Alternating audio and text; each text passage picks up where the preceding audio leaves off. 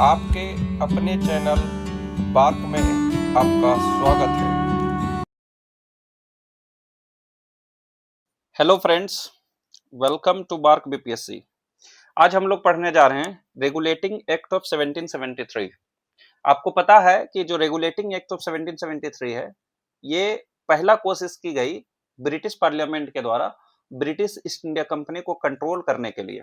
और हमें उम्मीद है कि आपने जो पहला लेक्चर था उसको जरूर देखा होगा, because that will build the foundation to understand this lecture.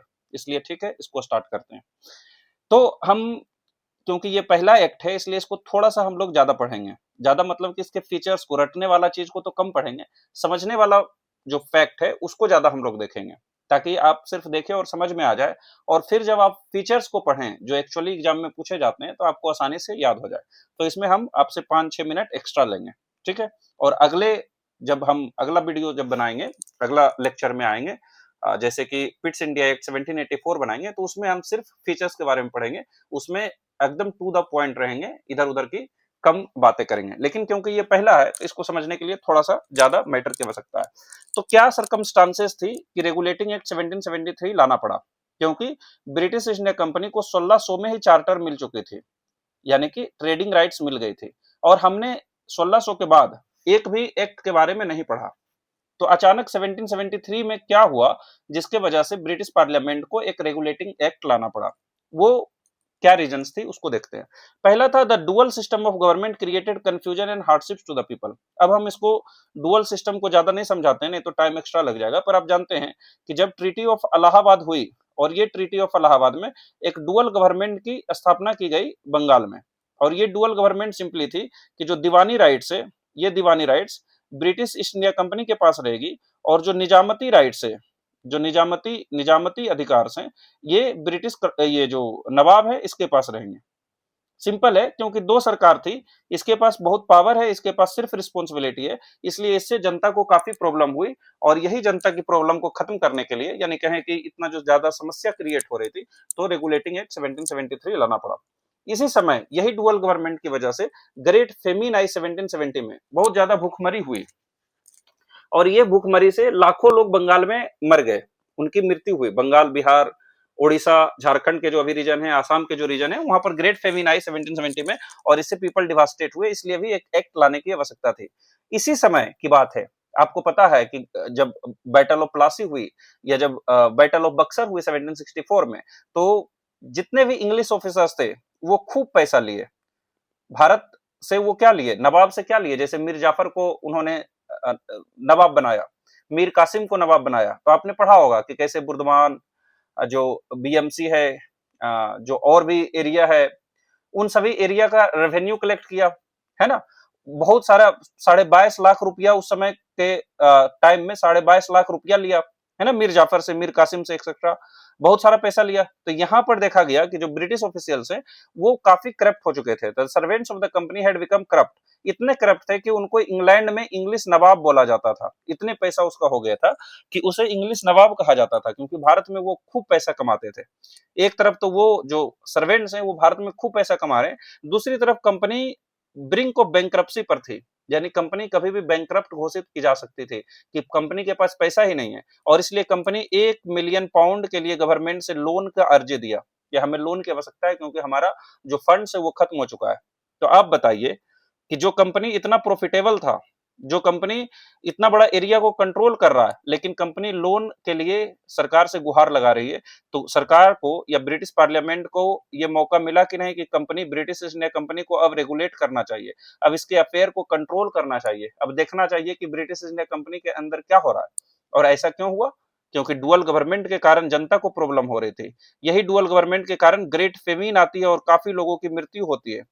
और जो ब्रिटिश ऑफिशियल्स हैं ये करप्ट हो गए थे। रॉबर्ट क्लाइव बहुत सारे पैसे लिए थे। तो ब्रिटिश ऑफिशियल्स, रॉबर्ट क्लाइव के अलावा और भी जितने ऑफिसर्स थे, सभी करप्ट हो चुके थे। इतना करप्ट हो चुके थे कि कंपनी बैंक्रप्सी में है, लेकिन ये इंग्लिश नवाब के नाम से जाने जा रहे हैं। इसलिए British parliament got an opportunity to control the affairs of the British India company, ठीक है। इसलिए रेगुलेटिंग एक्ट 1773 में ही आया, इससे पहले नहीं आया, है ना। और इसलिए भी इस समय आया कि 1765 में तो इनको पहली बार कंट्रोल ही मिला रेवेन्यू का। इससे पहले तो ये एक ट्रेडिंग कंपनी हुई करती थी। तो 1765 से पहले तो ऐसे भी कुछ रेगुलेटिंग एक्ट नहीं आ सकता था, क्योंकि आप ट्रेड करने, जो एक कंपनी सिर्फ व्यापार कर रहा है, जिसका चार्टर उसको मिला हुआ है, तो आप उसको क्यों कंट्रोल कीजिएगा। उसको कंट्रोल करने की आवश्यकता तभी थी जब वो बंगाल जैसे बड़े क्षेत्र में विजय प्राप्त किया और वहां का रेवेन्यू कलेक्ट करने का अधिकार भी उसे, यानी दीवानी राइट्स भी उसे प्राप्त हुआ। अब आप फीचर पढ़िए, आपको समझ में आएगा। हमने पिछले लेक्चर में पढ़ा था, अगर आप नहीं देखे अब आपको तुरंत समझ में आ जाएगा, इसलिए कोई हड़बड़ाने की जरूरत नहीं है। 2-4-5 मिनट हमने एक्स्ट्रा लिया तब, क्योंकि उसको याद करने की आवश्यकता नहीं है, उसको हमने सिर्फ लिंक करने के लिए पढ़ाया है। तो एग्जाम में अब जो हम पढ़ाएंगे, जो फीचर्स है, यहाँ से क्वेश्चन बनता है। हमने पिछले लेक्चर में पढ़ा था कि जो ब्रिटिश ईस्ट इंडिया कंपनी थी वो 3 प्रेसिडेंसी में थी शुरू में, Bengal presidency, Madras presidency and Bombay presidency, ये 3 प्रेसिडेंसी हुआ करती थी। अब तीनों आपस में इंडिपेंडेंट थी, मतलब तीनों एक दूसरे से बहुत कम मतलब रहता था, इंटरफेरेंस नहीं पसंद था। यहाँ का गवर्नर है जिसको कि बंगाल से मतलब है, जो बॉम्बे का गवर्नर है उसको बॉम्बे हैंडल करना है, और डायरेक्टली ये किसके प्रति रिस्पॉन्सिबल रहेंगे, आपको याद है, जो कोर्ट ऑफ डायरेक्टर्स हैं, कोर्ट ऑफ डायरेक्टर्स उसके प्रति रिस्पॉन्सिबल रहेंगे, जो ब्रिटेन में है, जो इंग्लैंड में है।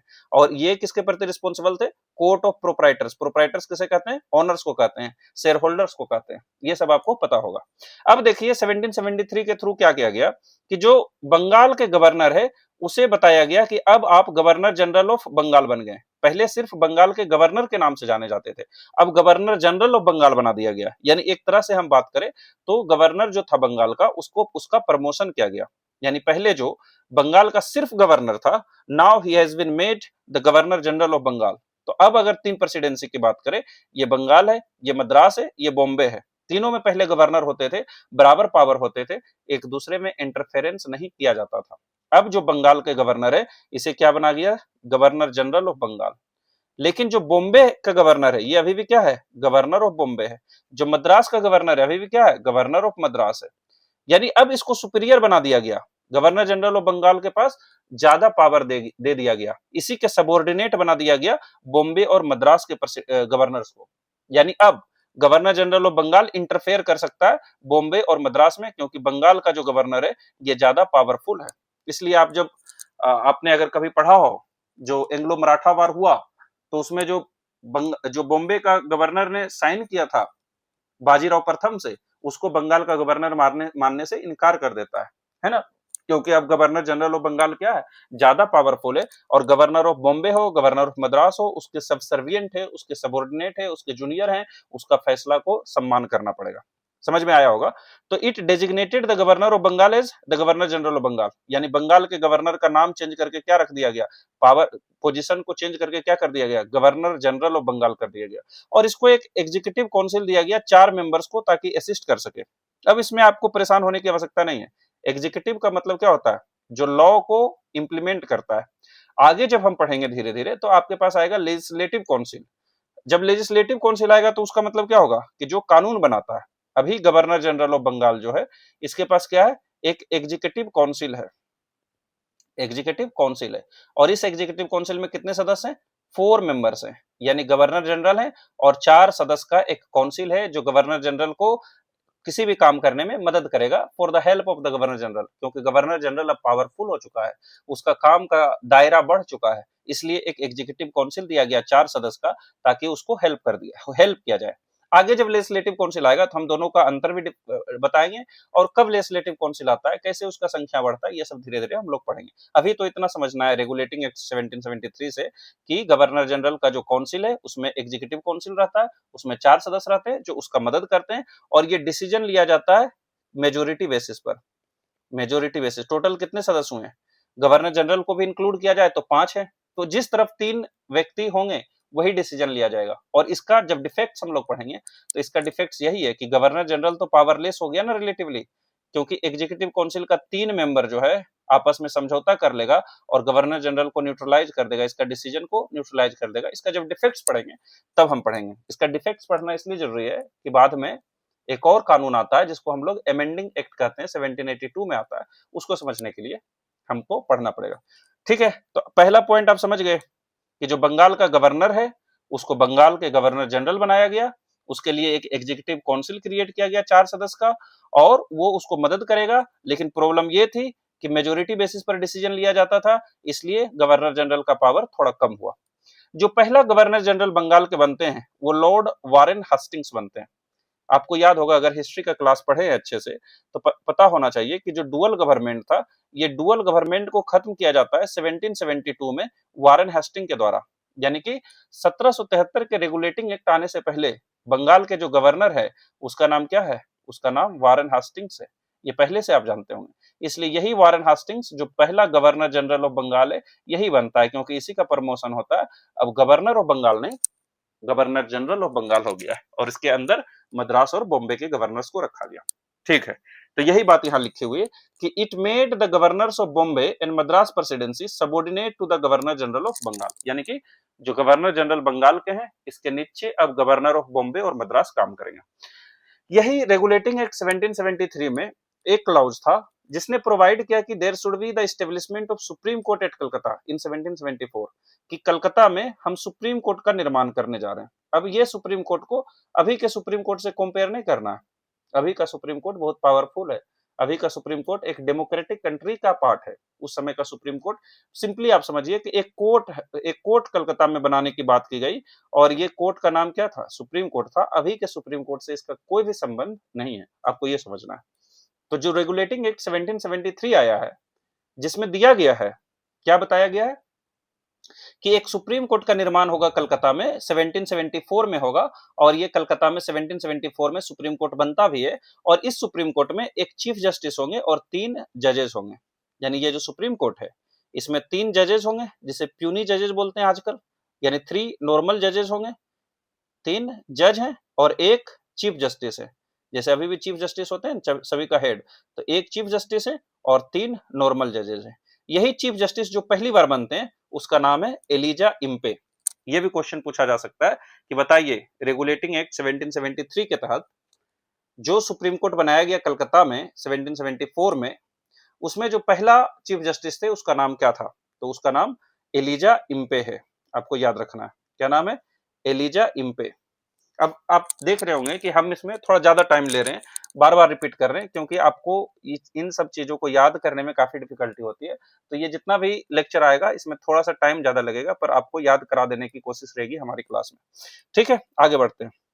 अब हमने देखा था कि रेगुलेटिंग एक्ट 1773 आने से पहले जो सर्वेंट्स ऑफ द कंपनी थे वो कितने करप्ट हो चुके थे, और वही करप्शन की वजह से company was on the brink of bankruptcy. Company bankrupt होते होते बची, और 1 मिलियन पाउंड लोन लेने की अर्जी दी गई थी, ऐसा हमने पिछले लेक्चर में देखा। तो इतना जब करप्शन था, तो इसको खत्म करने के लिए भी तो इस एक्ट में कुछ होगा।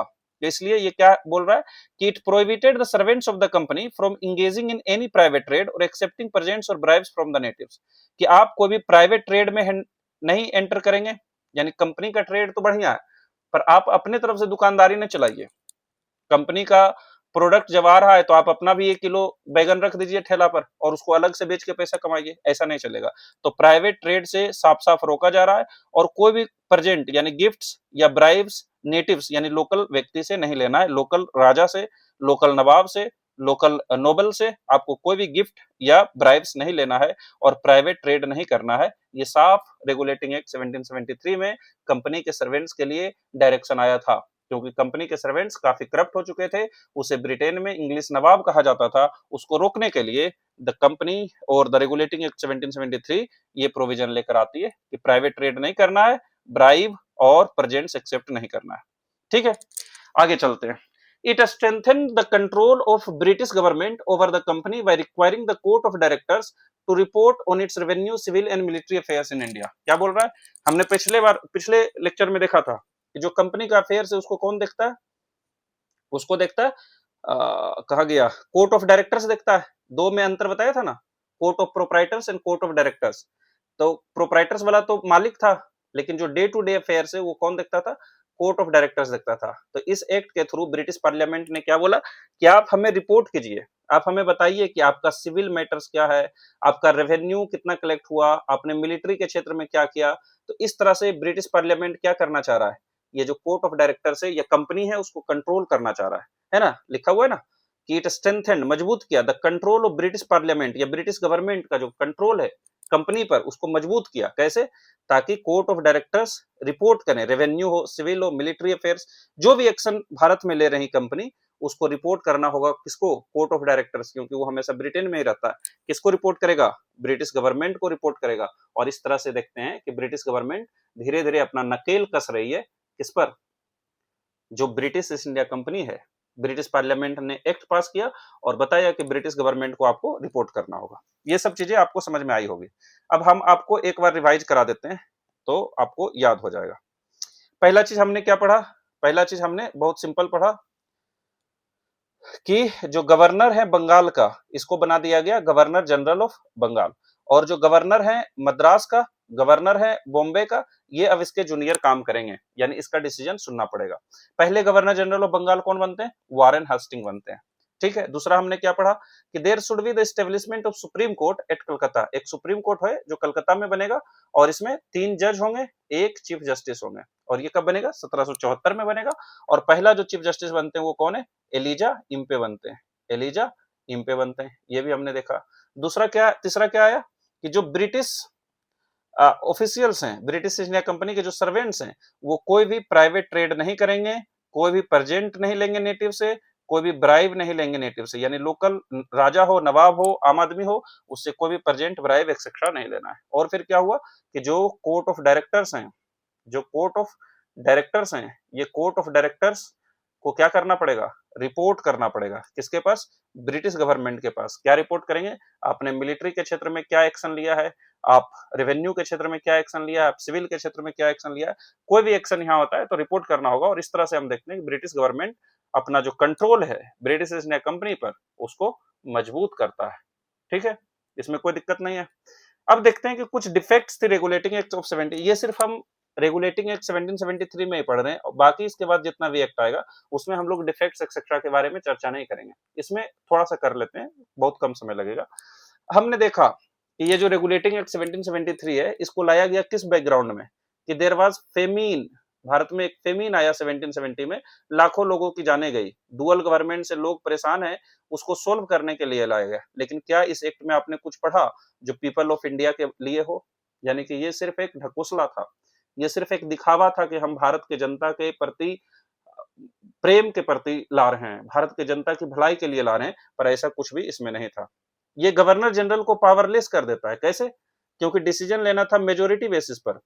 और हमने देखा कि जो गवर्नर जनरल है, इसका एक एग्जीक्यूटिव काउंसिल रहता है जिसमें 4 मेंबर रहते हैं और मेजोरिटी पर डिसीजन लेना था। इसलिए 4 में से अगर 3 मेंबर्स एक तरफ आ जाएंगे तो ये डिसीजन लेने में असमर्थ हो जाएगा। इसलिए ये गवर्नर जनरल को पावरलेस करता है, गवर्नर जनरल का पावर कम हो जाता है। यहाँ पर जब सुप्रीम कोर्ट बनता है और दूसरी तरफ गवर्नर जनरल है, ये दोनों के पावर को डिमार्केट नहीं किया, सेपरेट नहीं किया, अलग नहीं किया, इसलिए दोनों की पावर में टकराहट हुई। क्योंकि गवर्नर जनरल भी सुनवाई कर सकता था केस पर, इससे पहले कोर्ट नहीं था तो उसका सुनवाई कौन करता था? गवर्नर जनरल ही करता था। सो क्योंकि कोई डिमार्केशन नहीं था पावर में, कोई सेपरेशन नहीं था पावर में, तो ये भी एक समस्या आती है। और यही सब समस्या को सुधारने के लिए क्या आता है? Some of the defects of the regulating act were addressed in the amending act of 1781। तो आगे एक एक्ट आता है जिसका नाम क्या है? Amending act of 1781। क्यों नाम है अमेंडिंग एक्ट? क्योंकि अमेंड करने के लिए लाया है ना, 1781 के एक्ट को अमेंड करने के लिए लाया, इसलिए नाम है अमेंडिंग एक्ट। इसी को कहा जाता है एक्ट ऑफ सेटलमेंट। क्या कहा जाता है? Act of settlement. और ये जो पावर है सुप्रीम कोर्ट का, इसको कम करता है और गवर्नर जनरल के पावर को क्लियरली मेंशन करता है। इस तरह से दोनों में जो एक टकरार की पॉसिबिलिटी थी कि सुप्रीम कोर्ट और गवर्नर जनरल का क्या पावर है, डिमार्केटेड नहीं था, तो दोनों का पावर में टकराहट जो थी, इसको खत्म करता है। किसके थ्रू? Amending act. इसको क्या कहते हैं? अमेंडिंग एक्ट ऑफ 1781, या इसी को क्या कहते हैं? Act of settlement. तो अगर आपसे कोई क्वेश्चन पूछे, या मान लीजिए ये क्वेश्चन आ जाता है आपके एग्जाम में कि अमेंडिंग एक्ट ऑफ 1781 क्या था या एक्ट ऑफ सेटलमेंट क्या था, तो आप आसानी से जवाब दे सकते हैं कि रेगुलेटिंग एक्ट 1773 में जो कुछ समस्याएं थी उसको खत्म करने के लिए अमेंडिंग एक्ट ऑफ 1781 या एक्ट ऑफ सेटलमेंट आता है। ठीक है, और इस तरह से हमने इसको खत्म कर दिया। अच्छा, एक ये बच गया है, 2-3 पॉइंट और है, 2 मिनट लगेगा, इसको देख लीजिए कि रेगुलेटिंग एक्ट 1773 का इंपोर्टेंस क्या है। ये भी क्वेश्चन आने की कम संभावना है, पर आप इसको भी समझ लीजिए क्योंकि इसका भी थोड़ा बहुत रोल है और क्वेश्चन पूछा जा सकता है। ये पहला स्टेप था। It was the first step by the British government to control and regulate the affairs of East India company in India. हमने देखा कि इससे पहले कभी भी कोई एक्ट के बारे में हमने नहीं पढ़ा, यानी कि ये जो रेगुलेटिंग एक्ट 1773 है, इसके थ्रू पहली बार ब्रिटिश गवर्नमेंट या ब्रिटिश पार्लियामेंट कोशिश कर रही है कि ईस्ट इंडिया कंपनी को रेगुलेट किया जाए, है ना। इसलिए ये पहली स्टेप है, इसलिए इंपॉर्टेंट है, इसलिए हमें ये पॉइंट को याद रखना पड़ेगा। ये लक्ष्मीकांत में भी दिया हुआ है, तो आप इसको कभी इग्नोर नहीं कर सकते हैं कि अगर एग्जाम में डायरेक्ट क्वेश्चन बनता है क्या कि क्या पहला एक्ट कौन सा था जिसके थ्रू ब्रिटिश गवर्नमेंट या ब्रिटिश पार्लियामेंट, दोनों इंटरचेंजेबली यहाँ पर यूज हो सकता है, हालांकि दोनों में डिफरेंसेस है। आप पॉलिटी पढ़े होंगे तो जानते होंगे, नहीं तो आगे हम तो बताएंगे ही। तो ब्रिटिश गवर्नमेंट पहली बार जो ब्रिटिश ईस्ट इंडिया कंपनी है उसको रेगुलेट करने का, उसको कंट्रोल करने की कोशिश करती है रेगुलेटिंग एक्ट 1773 के थ्रू। ये रिकॉग्नाइज करती है पहली बार कि जो पॉलिटिकल और एडमिनिस्ट्रेटिव फंक्शन है कंपनी का ये अलग है। इसी के लिए तो रेगुलेटिंग एक्ट आता है ना, क्योंकि समझ जाता है कि अब कंपनी रेवेन्यू कलेक्ट कर रही है ना। अब कंपनी एडमिनिस्ट्रेशन का भी मैटर देख रहा है, क्योंकि बंगाल इसके अंदर आ गया है, बंगाल को ये जीत लिया है, इसलिए पहली बार रिकॉग्नाइज करता है कि दोनों पावर जो है वो कंपनी का है। यानी कि पहले कंपनी सिर्फ कमर्शियल पर्पस के लिए भारत में आई थी, कंपनी का सिर्फ ट्रेडिंग राइट्स भारत में दिया गया था, पर अब वो यहाँ आकर रेवेन्यू कलेक्ट कर रहा है, एडमिनिस्ट्रेशन कर रहा है, इसलिए पहली बार रिकॉग्नाइज करता है कि पॉलिटिकल फंक्शन भी कंपनी का है। कमर्शियल फंक्शन के लिए तो आया ही था, उसके अलावा भी कंपनी ने बहुत सारे फंक्शंस को अर्जित किया है, इसलिए कंपनी को रेगुलेट करना है। ये it led to the foundation of central administration in India या सेंट्रलाइजेशन ऑफ पावर। इसको जरूर आप समझिए, ये भी क्वेश्चन बहुत बार बार बनता है, और आगे भी जब हम लोग पढ़ेंगे तो बार बार आएगा कि कहीं पर सेंट्रलाइजेशन, कहीं पर डिसेंट्रलाइजेशन, इसलिए इसको एक बार देख लेते हैं यहाँ पर अच्छे से। हमने क्या पढ़ा था कि इसमें इस समय 3 प्रेसिडेंसी है, एक बंगाल है, एक मद्रास है, एक बॉम्बे है। पहले यहाँ का गवर्नर यहाँ निर्णय लेता था, इसका गवर्नर यहाँ निर्णय लेता था, इसका गवर्नर इसमें निर्णय लेता था, ज्यादा जो है दूसरे में इंटरफेरेंस नहीं था। अब इस यहाँ के गवर्नर को गवर्नर जनरल बना दिया गया और इस दोनों को जूनियर बना दिया गया, यानी अब आप मानेंगे ना कि यहाँ पावर ज्यादा दे दिया गया, यहाँ पर पावर को क्या कर दिया गया, कंसंट्रेट कर दिया गया, पावर यहां से लेके इसमें दिया जा रहा है, यानी ये क्या है, सेंट्रलाइजेशन ऑफ पावर है। जब पावर केंद्रित हो, एक जगह पर एकत्रित हो पावर, तो उसको कहेंगे सेंट्रलाइजेशन ऑफ पावर। जब पावर बहुत ज्यादा सेंटर में बट जाए, पावर को यहां से लेके अगर उल्टा कर दें हम लोग, बांट दें, तो इसको कहेंगे डिसेंट्रलाइजेशन ऑफ पावर। जैसे भारत में सेंट्रल गवर्नमेंट के पास ज्यादा पावर थी और कुछ पावर स्टेट गवर्नमेंट के पास थी, पर दोनों का पावर लेके जब पंचायत को दिया गया तो इसको क्या कहेंगे, डिसेंट्रलाइजेशन ऑफ पावर।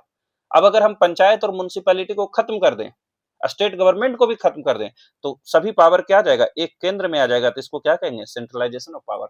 तो यहाँ पर भी क्या हो रहा है, ये दोनों सेंटर से लेके power governor general of Bengal में दिया जा रहा है, इसलिए it was the starting of centralization of power in India. और जब तक हम पढ़ते जाएंगे, अभी रेगुलेटिंग एक्ट क्या पढ़े, 1773 पढ़े, आगे हम लोग पढ़ेंगे ना चार्टर एक्ट 1793, फिर पढ़ेंगे 1813, 1833, 1853, यहां तक हम लोग देखते जाएंगे कि सेंट्रलाइजेशन की जो टेंडेंसी है वो बढ़ते जाएगा, यानी मोर एंड मोर सेंट्रलाइजेशन होगा, यानी गवर्नर जनरल ऑफ बंगाल जो है आगे जाकर वायसराय ऑफ इंडिया बन जाएगा, और भी बहुत सारे चेंजेस आएंगे, तो देखेंगे सेंट्रलाइजेशन बढ़ते जाएगा और फिर डिसेंट्रलाइजेशन स्टार्ट होगा, इसका उल्टा स्टार्ट होगा। अब यहाँ जब पावर बहुत केंद्रित हो जाएगा तो यहाँ से पावर लेके दूसरे जगह दिया जाएगा। होपफुली आपको समझ में आया होगा।